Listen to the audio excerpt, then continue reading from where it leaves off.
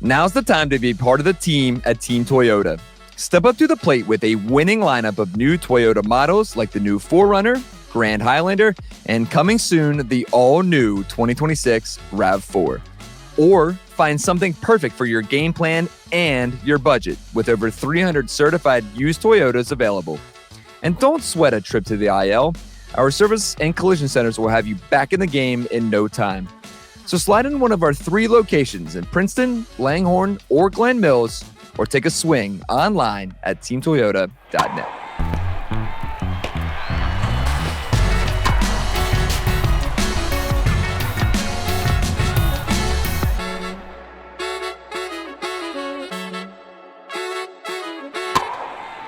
Just a few weeks ago, Sean Kane, you and I started this podcast by saying I was going to tell everyone to turn their speakers down because we were looking forward to a huge series in Citi Field against the Mets. And we were like, all right, we don't have to worry about that. But I think I'm going to tell everyone to turn their speakers down real quick. And I'm sorry because I know you're at home with the AirPods, but let's go, dude.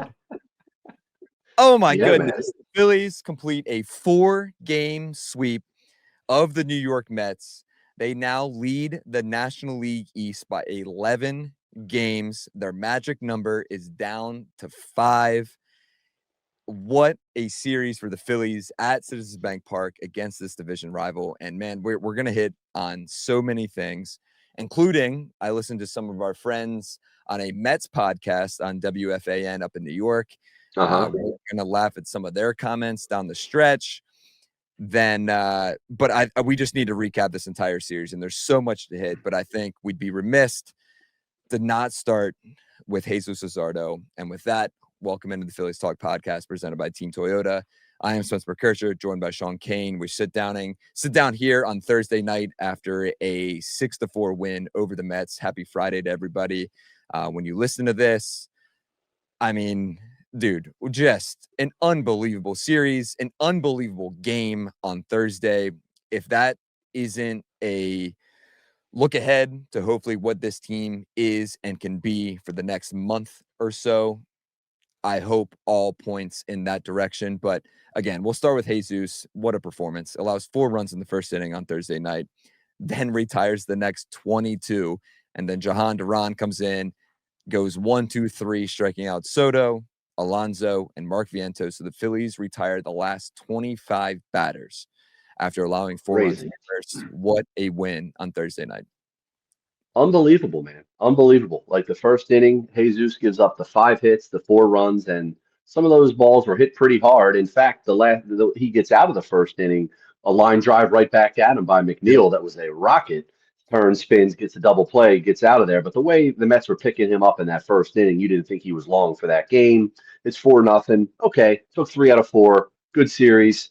They start chipping away, and he keeps him in the game. Like you said, he retires McNeil to end the first inning. Then he gets perfect through the last 7 innings he throws. You combine the McNeil out with the 21 straight. That's 22 straight to end his outing. Remarkable. 7 perfect innings. Just what a turnaround. What a job.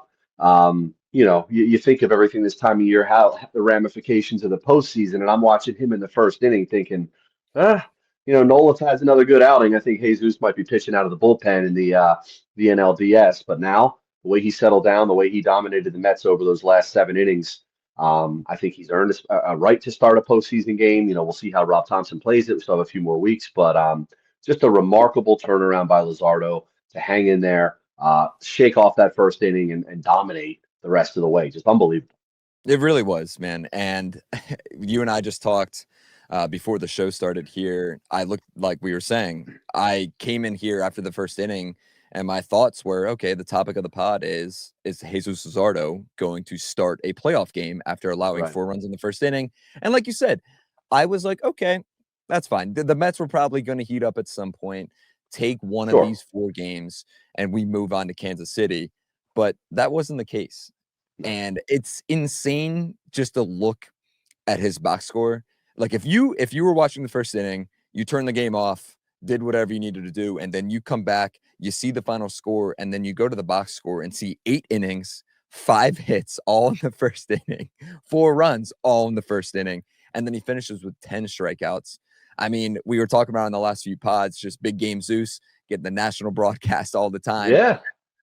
And if you're a Dodgers fan, if you're a Brewers fan, if you're a Padres fan, any of these teams in the National League playoff picture, and you're watching Jesús Luzardo on national TV settle in like he just did, I would be terrified because, like you said, I think the start on Thursday night solidified a spot in the rotation for Jesús Luzardo come playoff time, deservingly so. And it's just it caps off a remarkable year for the lefty. Yeah, and last I checked, I believe all the postseason games are on national TV.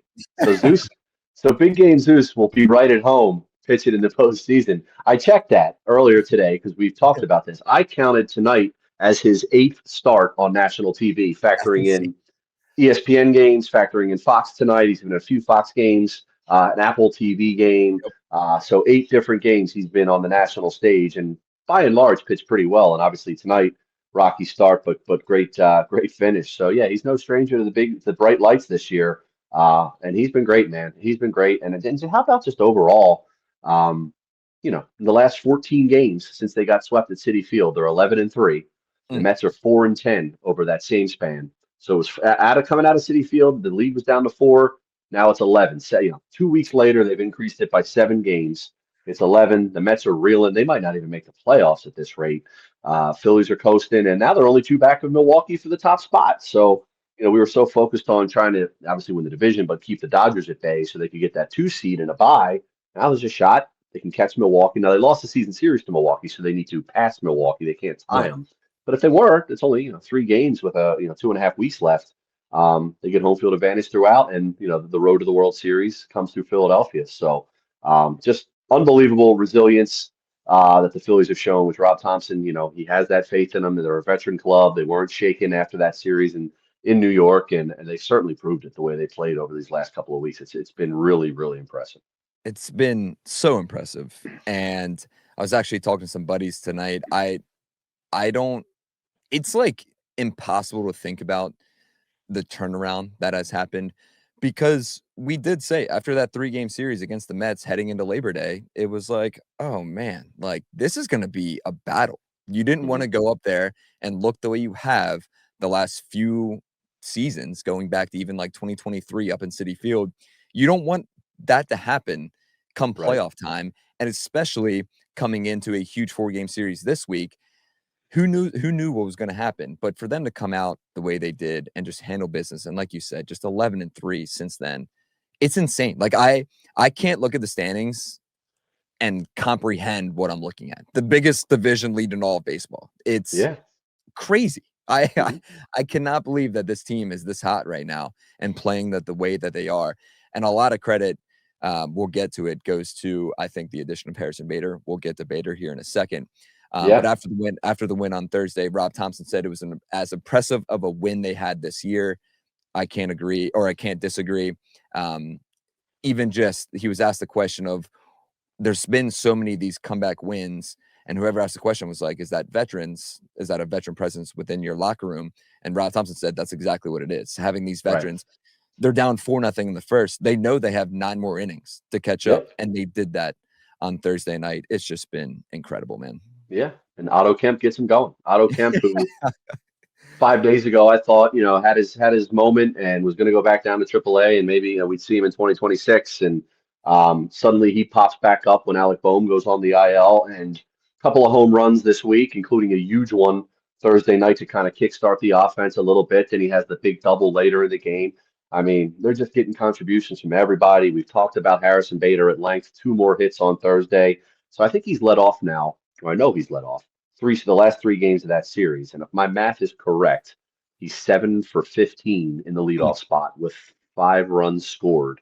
Another double right off the bat tonight or Thursday night. So yeah, you can go up and down the lineup. Bryce had a couple big hits. We mentioned Kemp, obviously. Nick Castellanos contributes again. It's crazy. Yeah, the outfield now, man. It's just whoever's in there is getting the job done, including Nick this past week. So it's been great, and they're going to wrap up this division real soon. The Mets, obviously, the Phillies, as you mentioned, have Kansas City coming in. The Mets have the Rangers coming in. The Rangers With are fighting for their lives, and you know who pitches Friday night bingo. against the Mets? That's what I was just about Yes, to say. old friend Jacob DeGrom coming into Citi Field. So I don't know. You mark that as a loss. The Phillies win tomorrow night. The magic number's 3. I mean, this thing could get done on Sunday at home, which is just crazy. We were Which is joking about it. crazy. We were joking about it here in the office. Can you imagine? I don't know what that scene would look like if they can clinch on Sunday afternoon. It's a 1 o'clock game on Yeah. Sunday afternoon. So Now, and the Eagles are playing the Chiefs at 4:30. So if bingo. you're at home, you're watching the Phillies clubhouse celebration, or you got the Eagles, the Super Bowl rematch. Like, what a wild Sunday afternoon that would be. It's a hell of a decision they're gonna have to make, especially with our Yeah, friends at Philly Sports Trips too. If the Phillies or the Eagles take over in Kansas City, those are sure. all going to be a thing. Yeah, It's a funny thought to think about this team clinching the division on Sunday at a 1 o'clock game, and it's 4 o'clock, and you have Garrett Stubbs running around with a beer box on his head and popping champagne at 4 o'clock on a Sunday afternoon. Why not? Let's get crazy. crazy. Yeah. We're looking forward to it regardless. But I thought, just going back to Bader really fast, there's we've hit on him so much over the last 2 weeks, basically. Even going back, my thoughts were well known after they acquired him, that I love the addition, and he's just proven to succeed expectations, in my opinion. I didn't expect this version of Harrison Bader. I was very happy with the acquisition.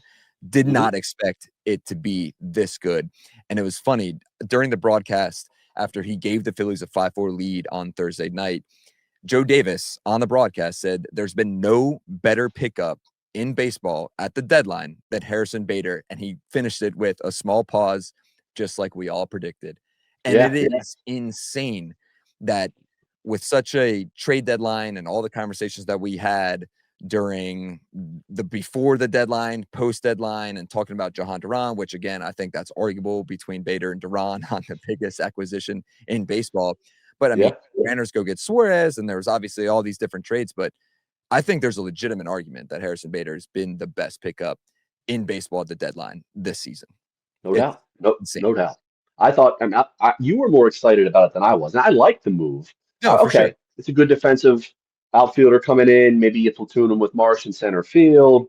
He was hitting a little better for Minnesota. He was actually hitting righties pretty well. So, okay, this guy can come in. But on this podcast, I said I think they needed to do more offensively because I wasn't counting on Harrison Bader coming in, hitting 340 in the last 35 games he's been with the Phillies, and his OPS is about 950 right now since he's been with the Phillies, which is crazy. He's hitting for power. He's getting on base. He's sparking them. Obviously, he's been as advertised defensively. And he just fits in that clubhouse so well. I know we've talked about this, but he just Bingo. fits right in. He's a breath of fresh air. It was funny. Rob Thompson made that joke when he did the toast to Stott and Schwarber about Kyle being a gift. And when he said that, everybody laughed. I'm like, well, they all laugh. And you come to find out the next day, Rob Thompson was asked about that. And he says, that's Bader's thing. He says, everybody's a gift. He's a gift. So like he's the source of like this fun inside joke in the clubhouse. And it's been unbelievable. And yeah, he has been the best trade deadline acquisition in baseball, in my opinion. Didn't see it coming.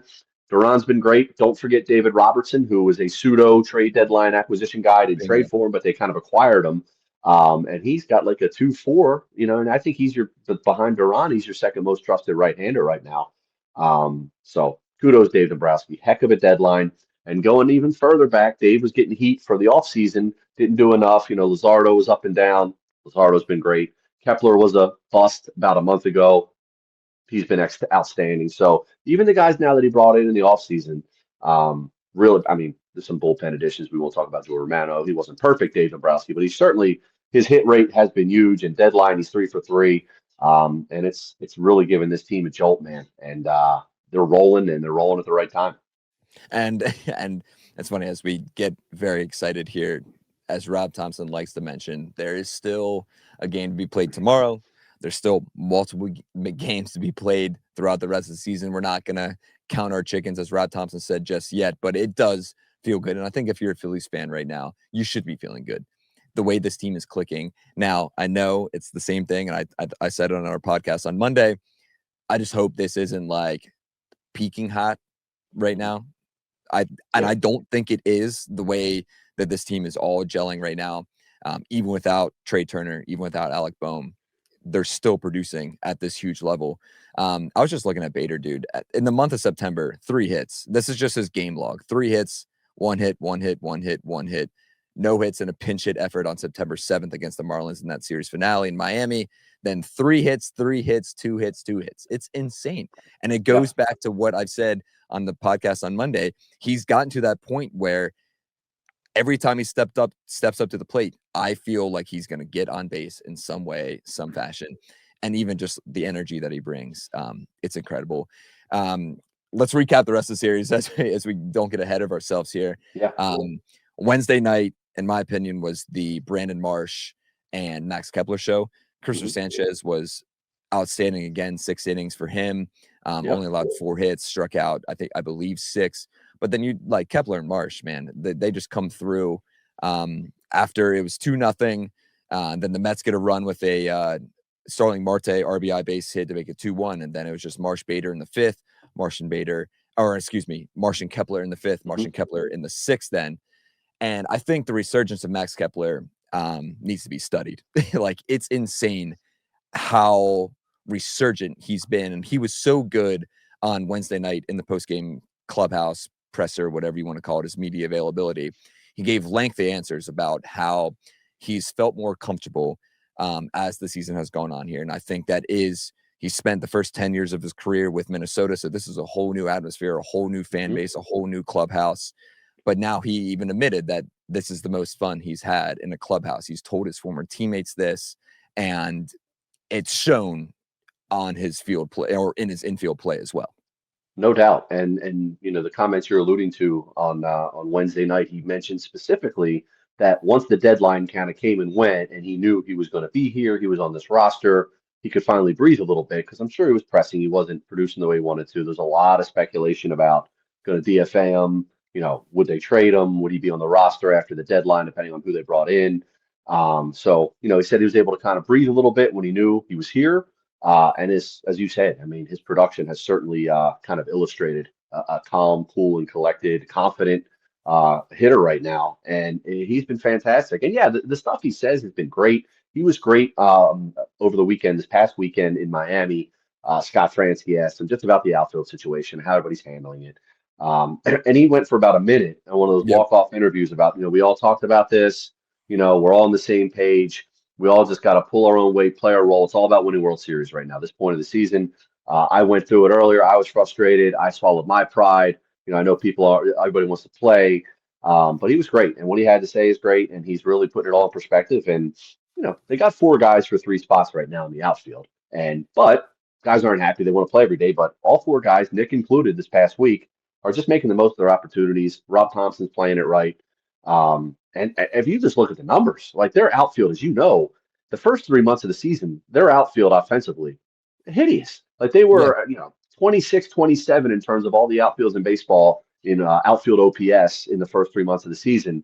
And then the second half, since the break, they're like 5th or 6th. And since August, like whatever, 1st, they're top 3 or top 2, depending on whatever tonight, or pardon me, Thursday night. So it's just been such a turnaround offensive, because the outfield was really dragging them down offensively. But it's been a 180, and guys are playing their roles, and it's really been impressive to see not only how Rob Thompson's handled it, but how all these guys with their egos have bought in. And it's really, you know, tough to argue with the results right now. That it is. And I think you said it. On the trade deadline pod, you, me, and Bob Cooney, and even John Clark were like, can you imagine there's going to be a platoon? This team wants to win a World Series, and they're going to platoon their outfield. What are we nuts? And here it is, where it's been arguably the best or most productive outfield in all of baseball when it comes to hitting and at the plate. It's insane. I can't believe the turnaround, especially just for Max and Brandon Marsh. I feel like we've hit on Marsh so much, but even right now, he's just turned into a hitting machine over the last, you can even go back 4 or 5 months, where Brandon Marsh has turned into it's insane how his turnaround has happened. Did you hear who he credit his turnaround to? You're gonna love this if you didn't hear this. You did. I heard it. Baby. And he went down to AAA in April. He was 0 for April. He was on the IL. They sent him for a rehab assignment, and he talked to your good friend Garrett Stubbs, and he said, "Stubbs, he got my mind right, got me focused." And then he came back up, and as you said, he hasn't stopped hitting yet. Not to interrupt you, I just want to bring that up. Give your guys some credit, Stubbs. I mean, Stubbs was, you know, he's a vibes guy. A lot of people kind of laugh at that, but that kind of stuff is real, clearly. And Marsh credited him for kind of setting them back and getting them on the right track, and the results have been great. And that it is so funny because I know people have discredited Garrett and why he obviously didn't make the big league roster coming out of spring training. They went with Rafael Marchand and everyone was kind of agreeing with that decision. But knowing Garrett as a person and also seeing him behind the scenes, that is the most well thought out, most prepared baseball player that I've seen in my eyes, just in the last 7 years since I've been here. Just you'll see him before the games. He's not playing, but you'll see him. He's taking notes, not even in the clubhouse. He walks out of the clubhouse, he'll like do it in the hallway and stuff. And he's just taking notes, looking at pitching matchups. He's one of those players where he makes sure that everyone else is doing what they need to do and is there to help everybody else. And I think Brandon Marsh giving him credit. It was funny because he said Marsh in that post-game talk back with the guys in the booth. He was like, oh, yeah, some people really, really helped me out. And he kind of smiled. And I love Scott Fransky asking him, well, can you clarify who that is? And he kind of took a deep breath and smiled a little bit and was like, it's Stubby. And yeah, it doesn't surprise me that he said that. And it's really cool. I'm glad Garrett gets the credit that he deserves, especially from Brandon Marsh, with the season he's having. I mean, over his last 50, dude, these numbers are ridiculous. Over his last 30 games, he's batting .337. Over his last 15 games, he's batting .408. Over his last 7 games, he's batting .481. That's wild. That's insane. Yeah. With a .741 slugging percentage, too. It's not these crazy. little base knocks. He's coming with power as well. What a turnaround for Brandon Marsh. What a turnaround for this outfield in general. All right, Kaner, shifting gears. What a win for the Eagles on Thursday night. Had a little rain delay. Jalen obviously started his MVP campaign. Just a solid win over those Cowboys, huh? A win is a win, man. Absolutely. It had a little bit of everything, a little bizarre from start to finish, but they got it done. Hurts was great. The defense stepped up when it needed to later in the game. So big win, man. 1-0 and onward to week 2. Big game week 2. Onward to week 2, and it's finally here. We're less than a week away from the Birds takeover in Kansas City. Join NBC Sports Philadelphia and Philly Sports Strips for the ultimate takeover. The Birds will take on the Chiefs on September 14th, but the takeover starts on September 13th. Make sure you get your package now. Scan the QR code if you're watching on YouTube. If not, go to phillysportstrips.com and book now.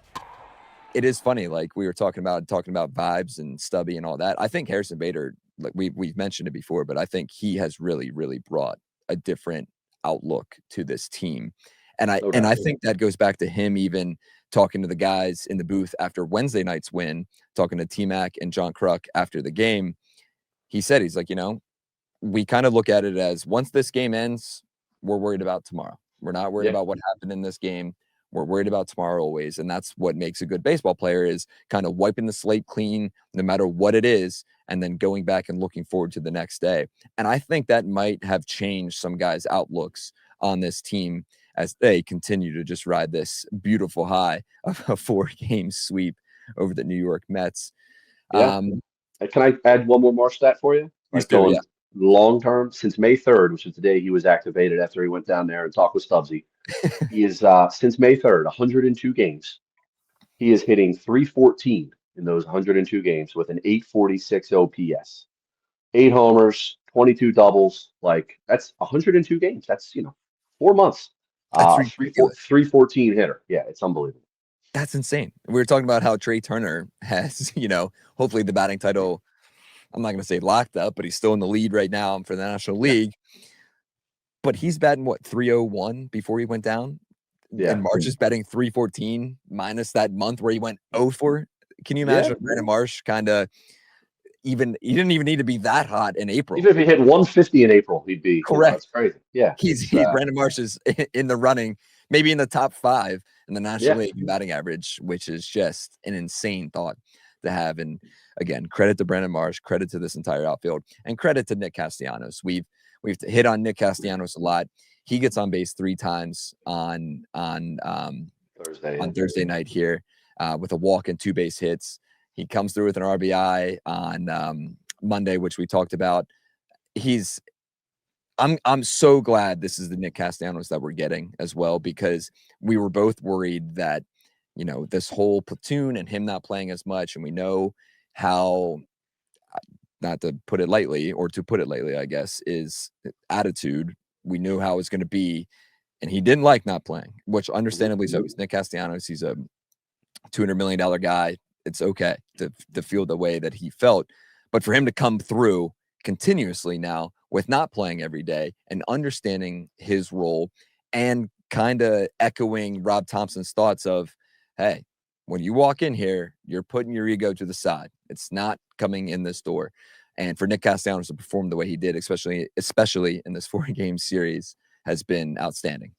Yeah, and they're gonna need him. Like when they're gonna face some left-handers, they're gonna need him, and he obviously has the capability of being a pretty divisive person in the clubhouse, and he hasn't been. Well, we're not in there all the time, but from what we can gather, he has kind of swallowed his pride a little bit here, gone with his new role, when it easily could have kind of really went the other way, and that would have been a real problem for everybody. He seems to have really, bought in, reluctantly, obviously. He'd rather play every day. But yeah, he's handling it well, and he's producing, which, as Rob Thompson has pointed out, like he has never in his career been a part-time player. So you have to adjust to it in terms of not playing every day, just in terms of your performance to stay ready and that you're going to be off this day, play this day. And he's actually kind of produced now over this last week plus since they've been down in Miami. So hats off to him for handling it the right way. I'm sure he's not happy, but he's done it. And as we mentioned, the outfield right now is just whoever's in there is getting the job done, and it's been really just unbelievable the turnaround. It really has, and to outscore this team 27-10 in this 4-game series too. A lot of credit to this offense for clicking, and especially when you go up to the New York, and I don't remember what it was, but it was 13. It was 13-3, 6-5, and 6-0. So. Yeah, it was like 25. They Mets scored 25 runs in that series, and it was like 25 and whatever you just said, 6 or whatever. Yeah. Yep. Also, not to bury the lead, I want to get to this now. Finally, Tuesday night happens where a lot of fun happens in a 9-3 win, including Kyle Schwarber's 50th home run. Finally, he gets that monkey off his back, and he talked about that. After the game on Tuesday, he chatted with the reporters in the locker room, talking about how, he it started clicking his mind a little bit, but he's also one of those guys where he's not going to let that bother him, but it started to a little bit. And to finally get 50 and join Ryan Howard as in an exclusive club in Phillies history, with the only 2 Phillies players to hit 50 home runs in a season, the 34th all time. And it was one of those moments too. John Kruk always does such a great job on calling these moments where he was like, 50 sounds good right now. Yeah, I can see it. And he even said, I forget who the pitcher was on Tuesday. He was going to throw him a cutter, right? Yeah, it was a cutter. He threw him one cutter. Kyle fouled it off, and he was like, go throw that cutter again, John Kruk said. And Kyle comes through with the 50th home run right off the wall above Monty's angle there in center field. Just what a moment too. And the Phillies do, we've said this so many times, the Phillies do such a great job at honoring those type of moments, with the 50 Schwarber bombs on the big scoreboard and all the other side scoreboards. But what a really cool moment for Kyle Schwarber and the Phillies, huh? Yeah, no, it was great. It was great. Obviously, it took a little longer to get there than we thought, and he had obviously hoped, but he got there. And 143 years, Phillies baseball, 2 guys have hit 50 home runs. And over the scope of Major League Baseball history, 34 guys have hit 50 home runs. Now, some of those guys have done it a couple times. I think there's 52 instances of it happening, but it's only been done by 34 guys. Right. All these years of professional baseball, Major League Baseball. So for him to join that club is pretty remarkable. And a little known fact that we used on the pregame show the other day, of those 34 guys to hit 50 home runs, Kyle's the only one to have in his 50 home run season a 4 home run game, which little tidbit there. That's pretty cool. That's pretty cool. But yeah, no, the milestone was great. And speaking of milestones, Bryce with his 400th double on Thursday night didn't get the love for that. If you remember a few years back when Gene Segura had a 200 double, and you would have thought like he broke Cal Ripken's consecutive game, they stopped the game, he's acknowledging the crowd. I'm all for a good milestone, but Gino's 200th double was like, man, Roger Maris hitting his 61st home run in 1961. But I would have thought they would have pumped Bryce's up twice as many doubles. But I guess we'll always have Gene's 200 a few years back. That's the milestone of milestones, in my opinion. It's so good, man. That moment. Was Gabe still with the team then? Was that a Gabe? It's either Gabe or Girardi. I remember But Cap might have been behind that. Yeah, really want to take this time, honor what Gene's accomplished. 200 doubles. in Nothing my to head, screw that. in my head, I just want to remember it as like Cap being like, yeah, shout out to Gene Segura for Right. the thing. What a moment for Gene for They 2. probably lost that game 9-2, but he started his press conference. Want to start with Gene? We The two baggers. to the follower, the listeners right now, and the followers of the Phillies Talk podcast. Me and Sean Kane, we miss Gabe Kepler. Let's just say what it is. And not really the manager Gabe Kepler, but just the person Gabe Kepler. Yeah. What a individual that I was guy thinking of Gabe yesterday, not to get too in the weeds with our old Cap jokes. I know we're going to move on here, but with Walker Buehler and Taijuan Walker pitching back to back, Walker Buehler. Your Cap back in the day had Nick Vincent. If you remember Nick Vincent, long lost reliever, he was in the pen with Nick Pivetta, Vince Velasquez. So we had Nick Vincent. Just really one of my finer Cap memories. And with Walker Buehler back, it would be great. But it was so good, man. That's what. And if you're listening and you're a religious listener here to the show, that's why we say Daniel Robert. Right. Shout out to Cap. What a fun 2 years that was. But sorry to sidetrack. No, of course. No, we have to. That's what we do, man. Moving forward. Just Kyle too, to wrap up. It's what a season.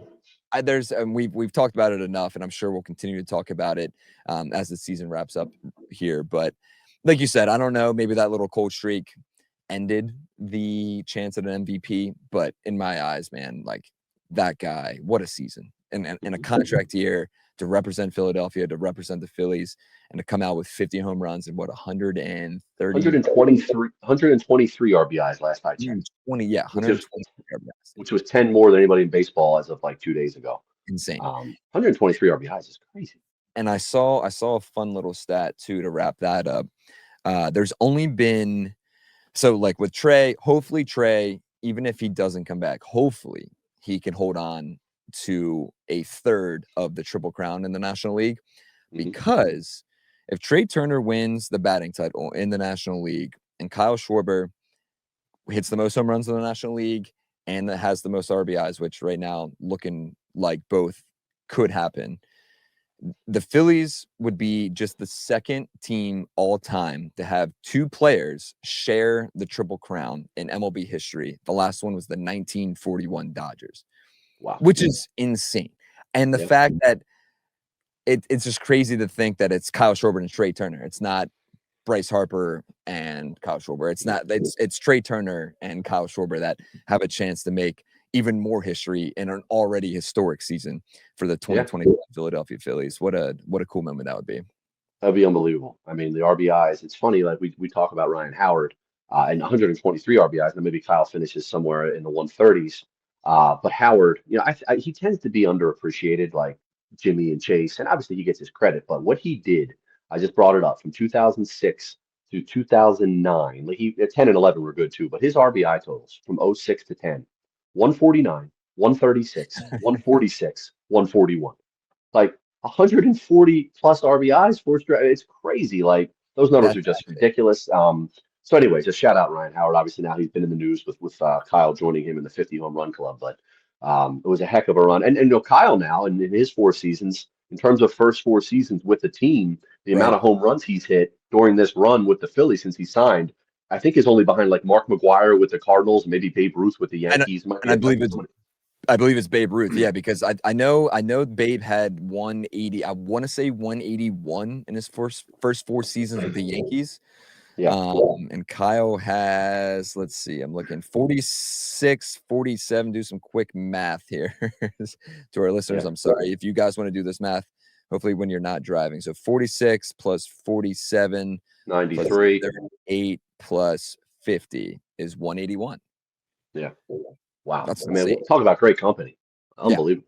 And we've mentioned this on the pod, and I just had the conversation actually today with some friends about, if he's currently at 334 career home runs, I think 500 is 110% in play. And I think if you get that, it's pretty much a lock for the Hall of Fame for Kyle Schwarber, which is a really cool moment. And you saw the Bob Nightingale report about how the Phillies are not going to be outbid for Kyle Schwarber this offseason, which completely agree with. Yeah. Now, I mean, you got Kyle, you got Ranger, who we've been talking about, JT, and now you throw Bader in there. Like, are they going to let Bader walk after this? Like, yeah, so they got I don't. some, but that can all wait. We got a couple Yep, months left, hopefully, but exactly. interesting off season for sure. That it is. And just talking to John Clark the other day too, this is my opinion. I don't know if this is going to happen, but it would not surprise me if the starting outfield in 2026, like you said, there's plenty of time to talk about this, and we'll get to this on our offseason pods. But just to get a step forward real quick, I think it wouldn't surprise me if your starting outfield next year is Brandon Marsh in left field, Harrison Bader in center, and Justin Crawford in right. Ooh, Crawford and Wright. Okay, that's a great defensive outfield. It's a hell of a defensive outfield. We'll see. Yeah, But that's my little offseason prediction here on September 12th as you guys are listening to this. But we'll see. Just to wrap up to this incredible series. Actually, I just want to hit on Ranger Suarez real quick. You just mentioned him, his contract year. 12 strikeouts. He was so good on Tuesday night. I thought there was a chance that we could see a no-hitter. It was looking like that.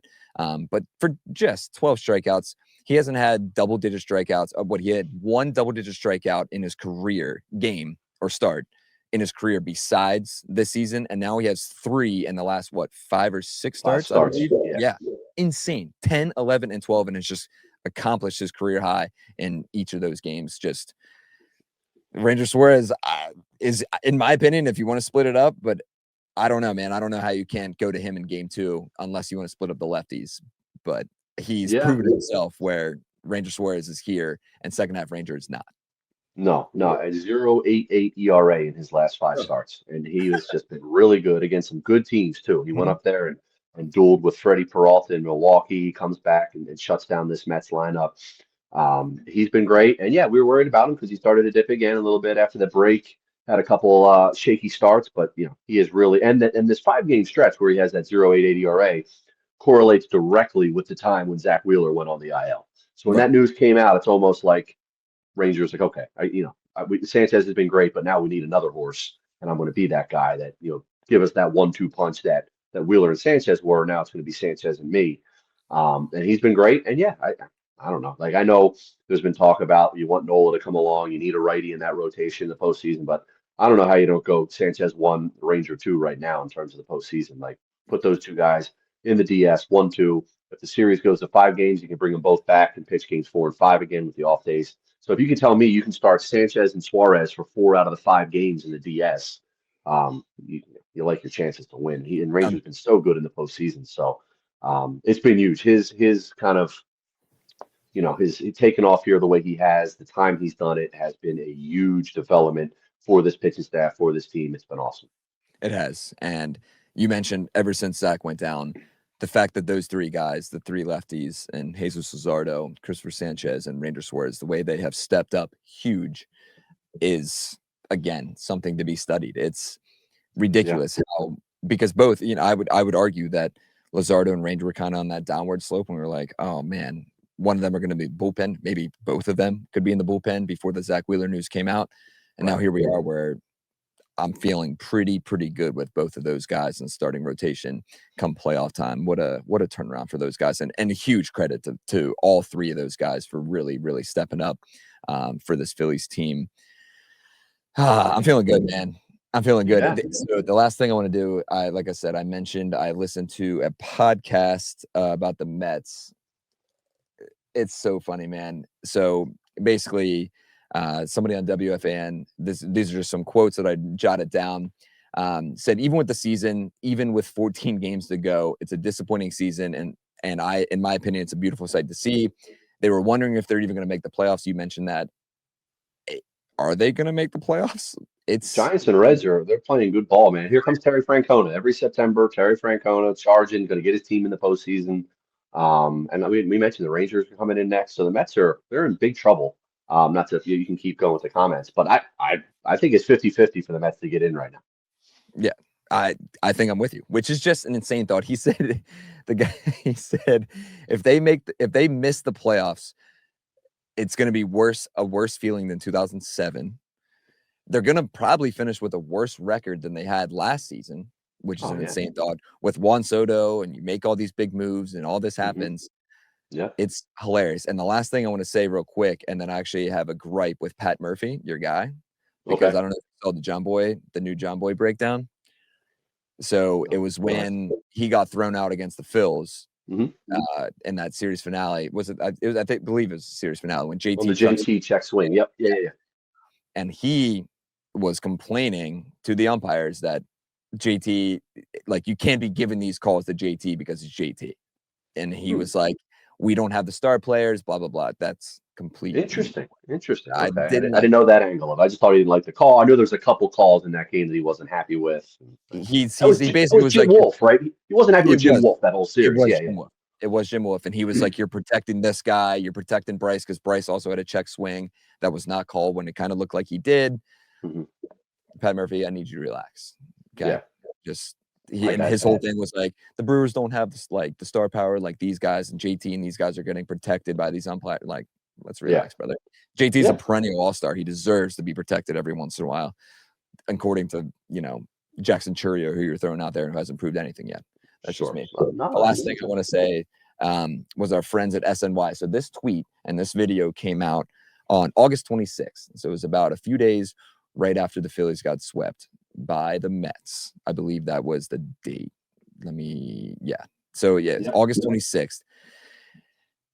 Whoever the host is asked Keith Hernandez to describe the Phillies in one word. And here is that said video. The Philadelphia Phillies. What about them? They're overrated. Keith, I would love to know what Keith Hernandez has to say right now. The Phillies are overrated, huh? All right. Things change in a hurry. And one last thing I want to throw with all these the Mets fans. When things are going well for them in the postseason last year against the Phillies, the series at Citi Field a couple of weeks ago, online, they love to run to clips of our postgame show because, Michael and Ricky have a tendency, the sky's falling quite a bit. But in my opinion, they tell it like it is a lot of times, and that was not a good series. So they love to run and post clips. Oh, the Phillies postgame show's crashing out. Check out these guys. This is hilarious. These guys, they hate their own team and all this stuff. And but we haven't seen a lot of that now. I haven't seen any posts of our postgame show this series. It's they like to run. They like to have their fun, which we appreciate them, pumping us up and then getting us some views on social media. But that kind of changed pretty quickly. I haven't seen the New York Mets Twitter club running and seeing what Michael and Ricky and the boys have to say after this series. No, they have not. And the best part, even I saw a tweet today from a Mets fan that said, up 4-0. Okay, this team is back. This team is where they need to be. The playoffs are back on. I would love to see what his thoughts are right now as well. And it's funny you mentioned that. I won't say who it is, but whoever posts those clips, we always throw our post-game live up on YouTube. It's kind of a shortened post-game live just to get a recap of the game. We obviously can't post highlights due to MLB content restrictions. However, after that sweep, there was like 300 comments on each of one of our post-game live videos on YouTube. And all those comments were I would say 80% of them were Mets fans laughing at us and laughing at us as in NBC Sports Philadelphia and all the guys on our show, Ricky and Michael and everybody. And the last few that we posted, obviously there won't be one on Thursday. It's due to the national game, but the last few that we posted, there was a comment put in there by our NBC Sports Philadelphia account asking where all the Mets fans were, just because it was kind of weird that we didn't really see them in the comments after this, the first 3 games of the series. And I don't know why. If they love our show so much, I wouldn't know why they wouldn't want to tune in this week. Sure. You would think. Who knows? Funny how that works. I don't know if losers. That's fine. I'm just going to say it. Losers. So what a freaking 4-game series for this Philadelphia Phillies team. I'm feeling good, man. I know you are too. We got a big series now against the Royals this weekend. Like we mentioned off the top, they have a chance to clinch the division by Sunday with the magic number down to 5. If they win on Friday, the Mets lose on Friday. And if they win on Saturday and the Mets lose on Saturday, a win on Sunday clinches the division. And a 3-game sweep of a Royals team should be fun. Also, the last thing we'll mention, Friday's pitching matchup is Walker Buehler making his Philadelphia Phillies debut, which his comments on the ABS were pretty good on Thursday night. We'll get to those on Friday. If you haven't seen them, they'll be on our social media page on Friday. Do you know who he's facing on Friday? Michael Lorenzen? That's exactly who it is. Our good buddy, Michael Lorenzen. What a fun pitching matchup on Friday against the Royals. Our former no-hitter. Great times that was with Michael Lorenzen. Yeah, trade deadline prize back a couple of years back. Michael Lorenzen from the Tigers. Yeah. That it was. And Walker Buehler makes his debut, and hopefully good things from Walker on Friday. As you guys are listening to this, I'm expecting good things. I know he kind of struggled in his first start in AAA, but it's Walker Buehler in September and October, where in previous years with the Dodgers, this is kind of his time to shine. And I'm excited to see what he'll bring to this team in the starting rotation heading into October. What a fun time. You got anything else? No, I mean, Walker Buehler, 6-man rotation starts off. I think you go Buehler, Taiwan, and then it would be Aaron, right? Aaron Nola. I believe Aaron, yeah. And Nola, the last handful of years, it's been Nola on the mound for these clinchers. So Sunday lines up. Sure enough, here comes Knowles again. It'd be pretty wild. If you're listening to this, that's up to you. Aaron Nola versus Noah Cameron on Sunday, 1:35 p.m. start. If you're listening to this, I get it. You got Birds, Chiefs, Super Bowl rematch, 4:30, Kansas City. Shout out to Philly Sports Trips and their takeover again. But keep an eye out for those Phils right as that game is about to start, because there's a chance that they'll be celebrating on the field with a little champagne as they would clinch their second straight division title. Yeah, all year we've said, a lot of the talk for the first 4 months of the season, it's going to come right down to it with the Phillies and the Mets last weekend of the season. And we're talking September 14th, it could be over with 2 weeks left in the season. So I'm telling you, it hasn't comprehended that the magic number is 5 and they have an 11. Yeah. They have an 11 game lead. Yeah, it's wild, man. What a run. They might not even see the Mets in the playoffs, which would just be an insane turnaround to their season and to the Philly season. So on that note, keep clapping, everybody. Feeling good. You should feel good if you're a Phillies fan. What a 4-game series just to kind of bury this team. We were hoping they would bury them a few weeks ago, but I'd rather bury them at home, 4-game series where they just dominated them from start to finish. So for Sean Kane, I'm Spencer McKercher. Thank you for listening to the Phillies Talk podcast. We'll talk to you guys next week.